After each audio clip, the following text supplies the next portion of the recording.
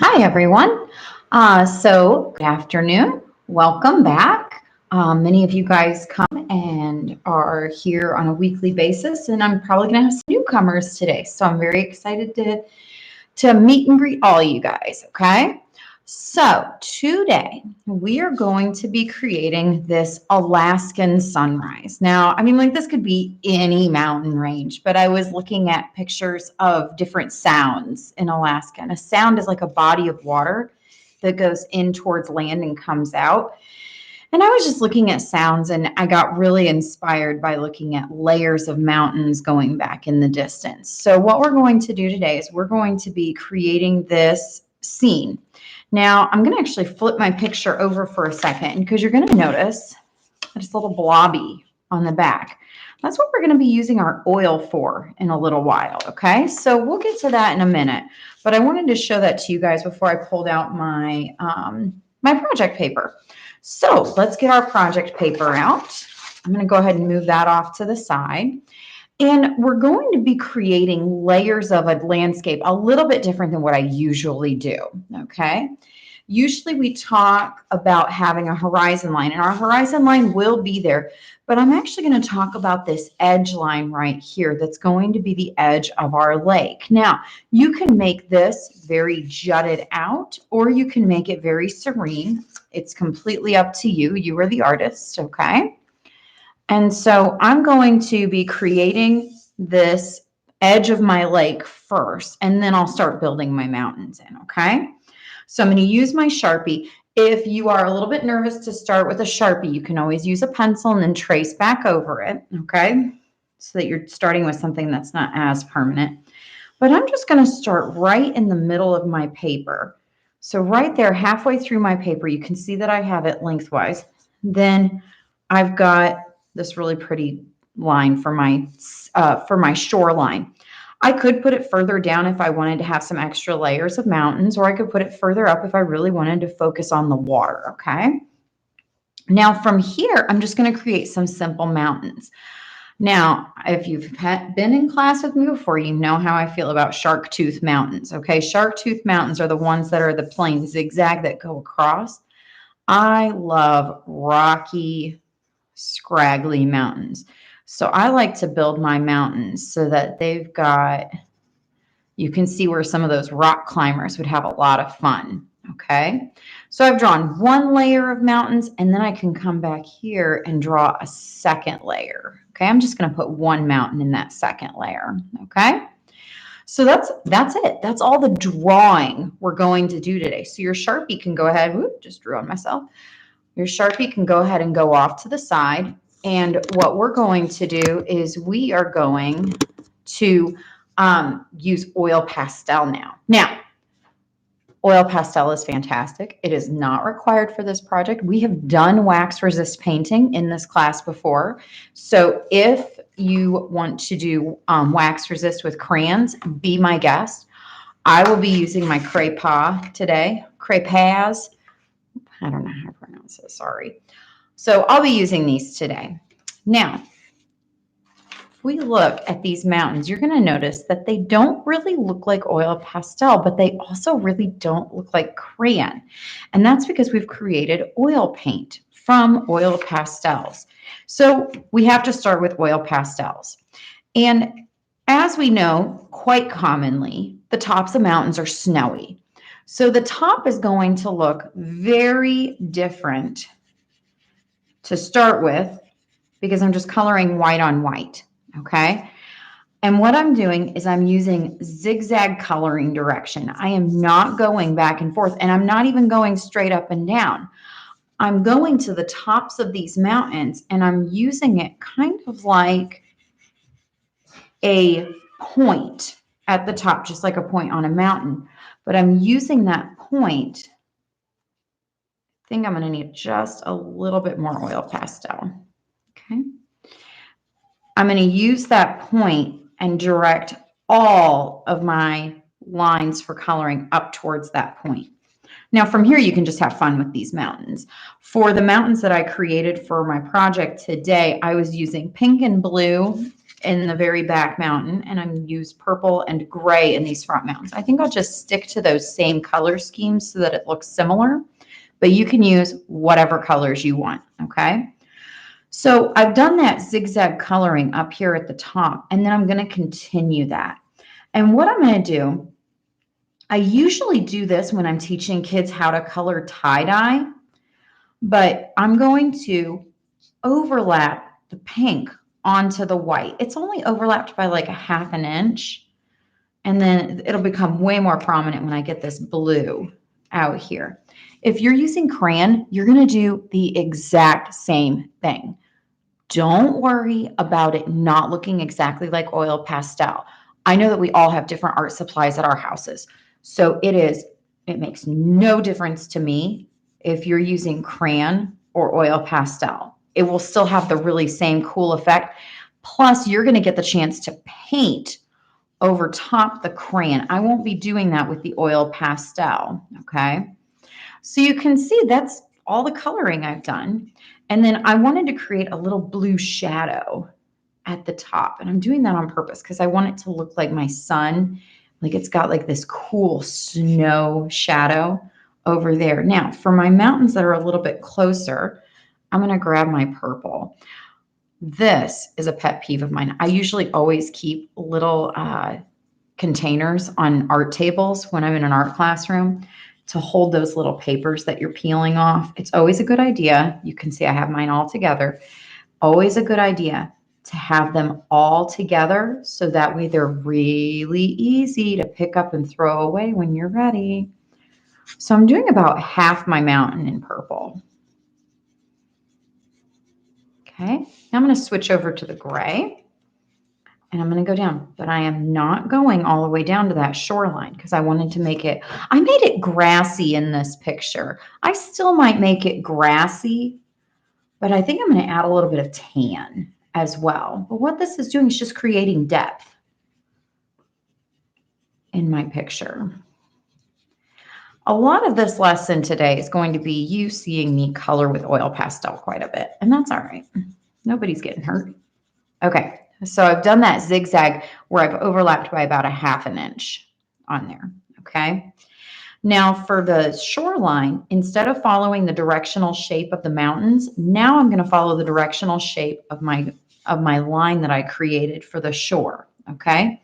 And like I said, I did just 2 greens on my sample piece. I think I'm going to mix some tan in here. This is kind of like a mustard yellow. Just because I didn't think about the fact that, well, shorelines usually have a little bit of sand up close. So I wanted to kind of, you know, change the look, improve it. That's the neat thing about doing an artwork more than once is that usually you think of ways that if I could change something, how would I change it? I'm going to make the coloring on my light green a little bit wider at the edges so that it's a little bit more even when I do my dark green back here. And again, with that overlapping, except for this time, I'm overlapping sideways. Now, I will say, if you're using oil pastel, you can be a little bit sloppier. You can see that I didn't fill everything in. If you're using crayon, you want to be just a little bit neater. Not much, because you'll be filling it in with paint. I'm not filling this in with paint. I'm going to be showing you how to use oil pastels to make oil paints. Oh my goodness, I'm loving this. Okay, so, oh yeah, let me get a few lines in for that sun. We're actually not going to see the sun on this today. There we go. Oh, I love it. Okay. We're not going to see the sun. And then similarly, I'm going to make lines that echo the shoreline. And I am going to switch back and forth between 2 different colors of blue.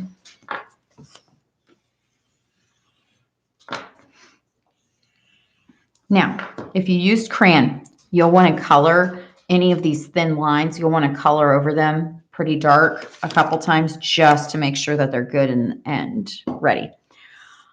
If you used oil pastel, I want you to take your finger and follow the line Trace that line with your finger. This is only for the lines. We'll deal with the mountains in just a second. And I'm using my pointer finger for blue because you can see that the blue is rubbing off onto my finger.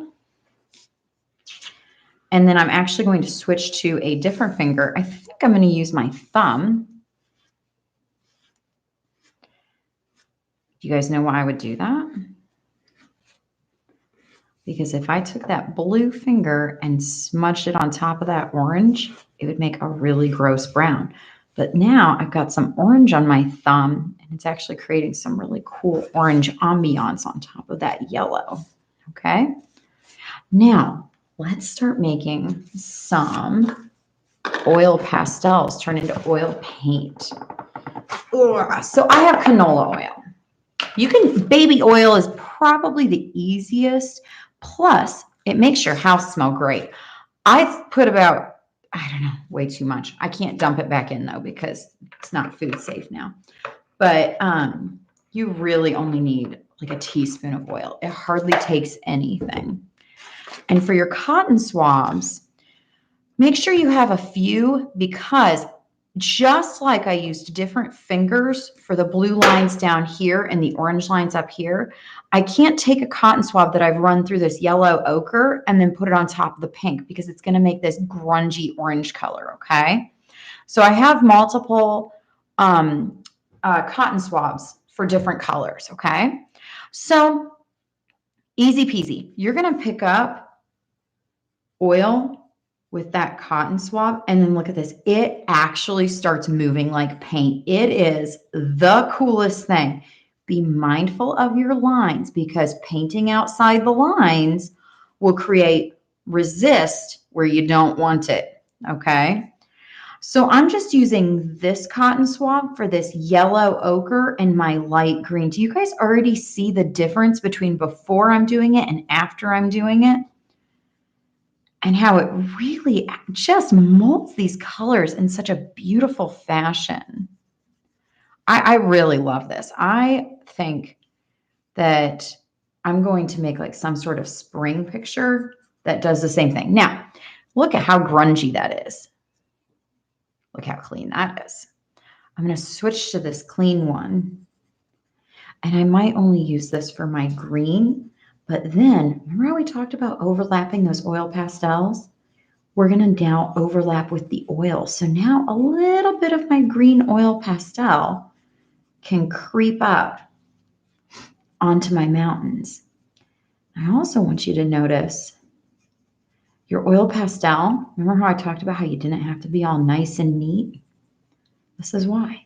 Because it kind of melts away your lines. Now, if you're using crayon right now, you can just overlap different colors on top of one another, create new colors. Because if you're sitting back waiting on me to do this oil pastel part, I don't want you to be bored because I know that there's more that you can do to your project. And your project might look a little bit different than mine, but neither project is better or worse. So there's my oil pastel on this. Okay, that one's pretty dirty. So let's get a clean one. And now, oh, I forgot to put in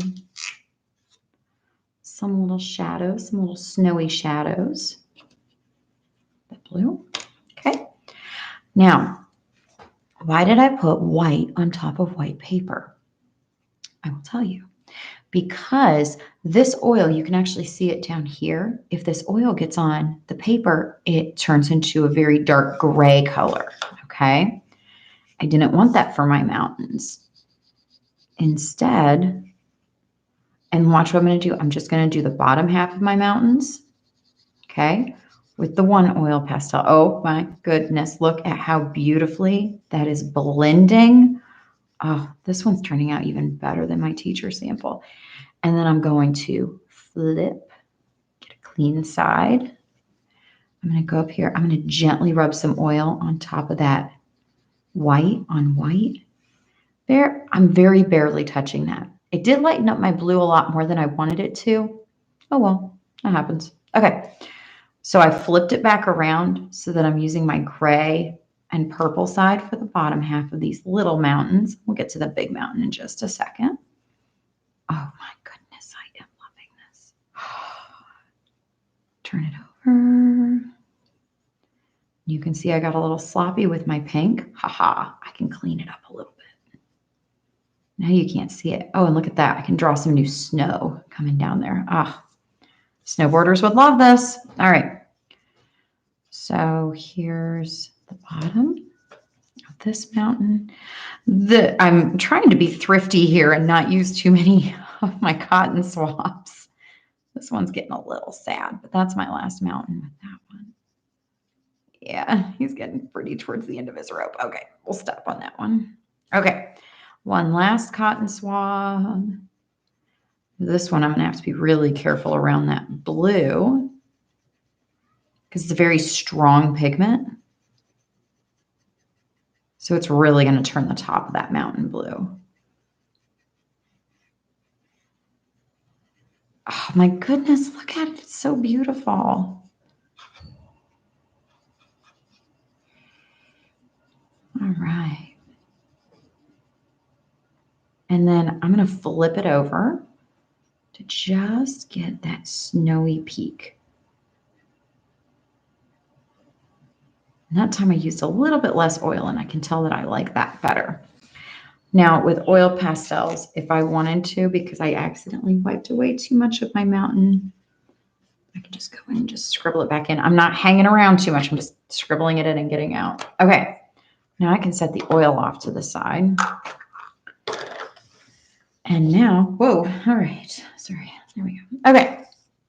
Now let's start painting. So I've got my basic watercolor set. Remember, Prang watercolor sets are my fantabuloso favorites, okay? They don't pay me to do anything. I haven't achieved that type of notoriety. Learning English with Hannah. Oh, I haven't even introduced myself. I am Hannah Goforth. I live here in the Pittsburgh area, and I did not clean my brush before I got started. And look at all that goopy mess that was in the bottom there. Huh, let's turn into something fun. Okay, so now I'm going to start painting.